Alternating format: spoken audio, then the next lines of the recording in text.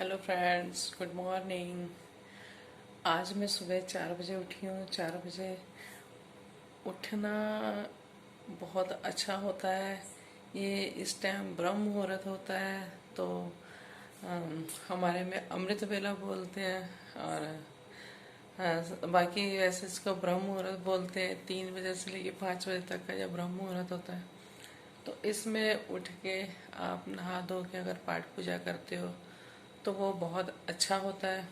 और एक तो इस टाइम भगवान का नाम लेना बहुत अच्छा माना जाता है कि हाँ, 4 बजे उठ के आप नहा धो के पाठ पूजा करो, तो बहुत अच्छा माना जाता है इसको। और दूसरा, इस टाइम प्रदूषण नहीं होता क्योंकि सब सोए हुए होते हैं, तो वो भी बहुत फ्रेश ऑक्सीजन मिलती है, तो इसलिए इसको ब्रह्म मुहूर्त भी बोला जाता है। और आप इस टाइम शांति से बैठ के अपनी पाठ पूजा कर सकते हो। कोई इसमें कोई, क्योंकि सब सोए हुए होते हैं, कोई बंदिश नहीं होती, कोई वो नहीं है कि हाँ ये करना है वो करना है।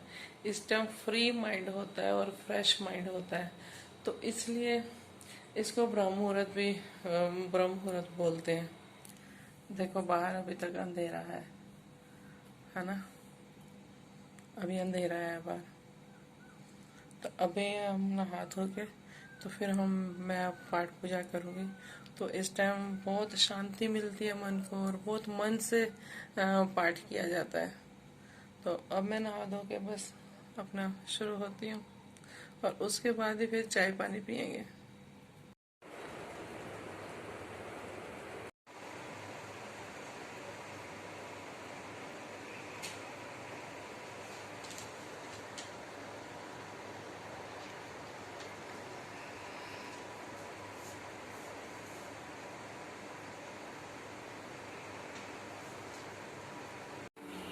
सुबह सुबह नहा धो के ना पाठ पूजा करके फिर मन होता है कि पहले 1 कप चाय पी लें, फिर उसके बाद बाकी काम करें।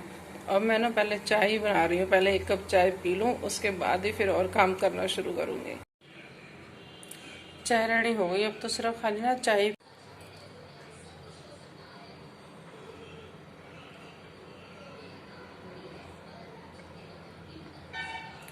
पी के ना एक शांति से मिलती है। नहीं तो इतना वो लगता है कि हाय अभी कुछ नहीं खाया पिया, कुछ नहीं खाया पिया। सुबह सुबह पता है, उठ के नहाना धोना ना, और फिर होता है कि चाय का कप तो मिल ही जाए ना एक।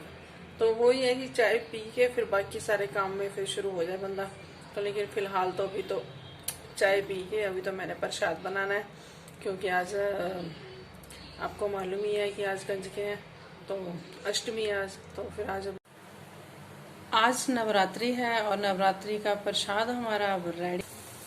मैंने बनाया हलवा सूजी का और आटे का, साथ में बनाए छोले, साथ में हमारी पूड़ियाँ रेडी है। अब माता रानी को भोग लगाएंगे और फिर उसके बाद हम सब प्रसाद खाएंगे।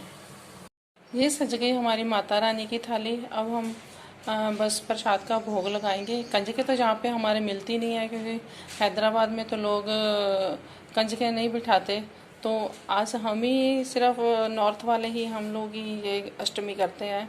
तो ये नवी करते हैं इन्होंने। कल रामनवमी मनानी है, तो हम अष्टमी कर रहे हैं, तो हम ये अब प्रसाद का भोग लगा रहे हैं।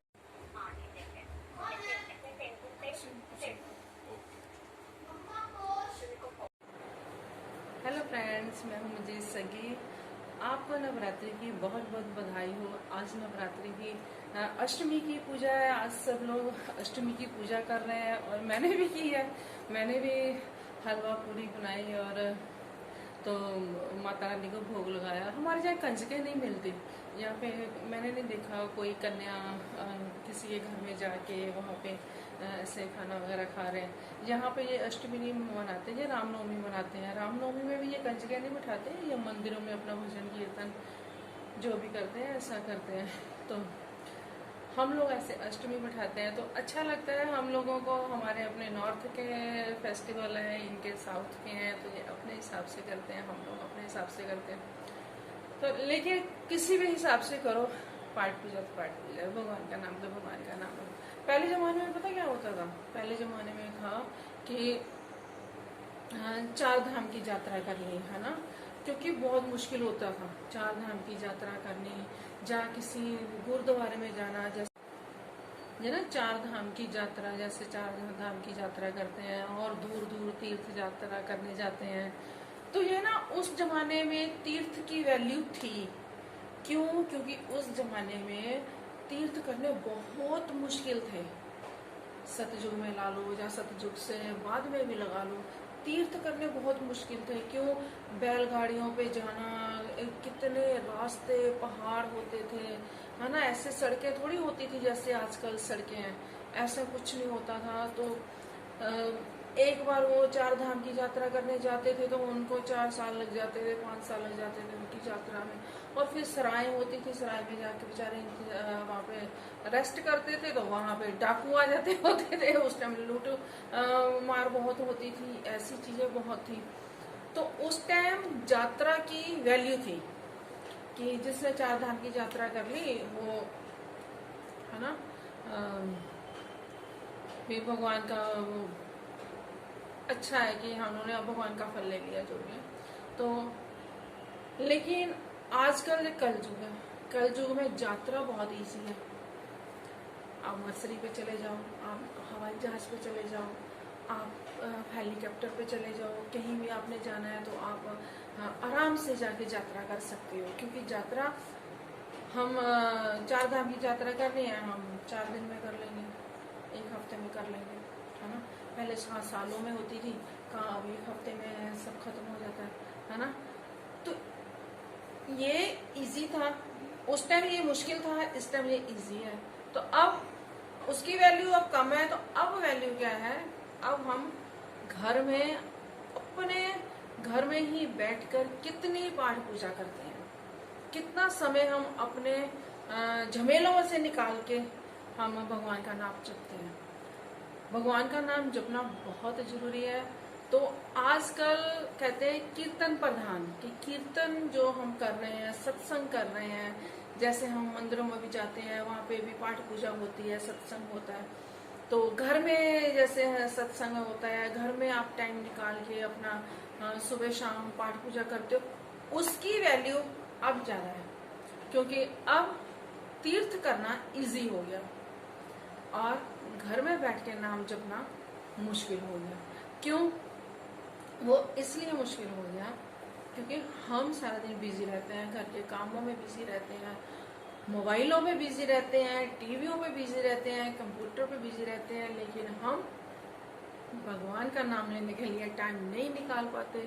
तो ये हमारे लिए अब मुश्किल हो रहा है। तो इसलिए कहते हैं कि कीर्तन प्रधान, यानी कि घर में अगर तुम पाठ पूजा करते हो तो वो प्रधान है। आप तुम कितना नाम जप सकते हो। पहले बुजुर्ग जो से होते थे ना, वो बैठे क्या करते थे, नाम तो जपते रहते थे, खूब नाम जपते थे। मैंने भी देखा है कि हाँ, अपने दादा वगैरह, नाना वगैरह, उनके भी आगे उनको भी जैसे देखा है कि वो ऐसे पाठ पूजा करते रहते थे, क्योंकि उनके लिए उस टाइम तीर्थ करना मुश्किल था। बैलगाड़ियों पे, गड्ढों पे, घोड़ों पे ऐसे जाना उनके लिए मुश्किल था, है ना। तो पहाड़ों से गुजर के जाना उनके लिए मुश्किल था। तो वो यात्रा करनी उनके लिए मुश्किल था, लेकिन वो बैठ के नाम जपते रहते थे। तो उस टाइम वैल्यू थी तीर्थ की। लेकिन अब तीर्थ जाना इजी है। हम झट में जाते हैं, मंदिर में माथा टेक के आ जाते हैं, झट जाते हैं गुरुद्वारे माथा टेक के आ जाते हैं। ये हमारे लिए इजी है। हम प्लेन से चले गए, हम किसी से भी चले। लेकिन पाठ पूजा करना हमारे लिए मुश्किल है। तो घर में बैठ के पाठ पूजा करो, ये ज़्यादा बेस्ट है। बाहर जाओ, ये नहीं कि ना जाओ, लेकिन जैसे अब माहौल है कि हाँ बाहर जाना मुश्किल है, तो अब हम घर में बैठ के जितना समय हमसे निकलता है कि हम उतना भगवान का नाम जपें, ये हमारे लिए बेस्ट है। ये भी एक काम है, कूलर में पानी भरना। 5 घंटे लगेंगे मेरे को, 5 घंटे। हाँ, क्या करें, गर्मी है तो करना तो पड़ता ही है।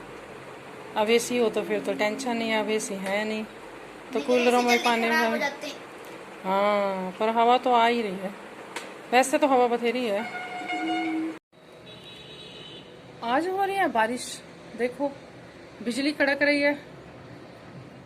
बहुत एकदम से हो गया, एकदम अंधेरा अंधेरा सा हो गया और एकदम से बारिश आने को हो गई है। तो बिजली कड़कती है तो हमारे में तो तब बोलते होते थे कि मेरे को अब भी याद है कि हम नानी के घर जाते थे तो नानी के वहाँ बोलते होते थे, बिजली कड़क रही है तो इनको ना मामा के पास मत जाने दो, मामा के रूम में इन बच्चों को मत जाने दो, मेरे भाई को और हमें। तो काले कपड़े पहने हुए नानी ने फटाफट कपड़े उतरवा देने, काले कपड़े उतारो, ये नहीं पहनने। और फिर क्या करना कि वो जो कांसे के बर्तन होते थे ना, उनके ऊपर बोरियों से उनको ढकना शुरू कर देती थी कि इनको ढकना है कि नहीं, इनके ऊपर बिजली गिर जाती है। बहुत ऐसा उस टाइम होता था। और बारिश, बिजली भी बहुत कड़कती होती। बिजली ये हैदराबाद में भी बहुत कड़कती है। जब यहाँ पे बारिश वगैरह आती है ना तो इतनी बिजली कड़कती है कि बहुत डर लगता है कि हाँ मैं अब भी कहीं गिरना। और बारिश इतनी धुआंधार बारिश आती है ना कि हमारी तो खिड़कियों से भी पानी अंदर आ जाता है और दरवाजों से भी पानी अंदर आ जाता है। इतनी धुआंधार बारिश आती है और चारों तरफ से आती है, बहुत तेज बारिश आती है। क्योंकि पहाड़ है ना, पहाड़ों की वजह से यहाँ पे इस तरीके का माहौल होता है कि इस तरीके से एकदम से बादल आ जाते हैं और एकदम से ठंडा मौसम हो जाता है, एकदम से बारिश इतनी दड़ दड़ दड़ दड़ आने लग जाती है कि जो जहाँ पे है वो वहीं पे रुक जाता है उस टाइम। एक दिन तो हमारे ऐसा हुआ था कि हमारा पूरा घर पानी से भर गया और मैंने डब्बों से पानी निकाला, इतनी तेज बारिश थी, आउट ऑफ कंट्रोल। रसोई से भी पानी आ रहा है, इधर से भी आ रहा है, खिड़कियों से भी आ रहा है, बहुत ज्यादा। उस टाइम तो लग रहा था जैसे आज बाढ़ आ गई। अर्जुन तो इतना तेज तेज रोने लग गया ना कि मम्मी बाढ़ आ गई, बाढ़ आ गई। बहुत ज्यादा बुरा हाल हुआ था।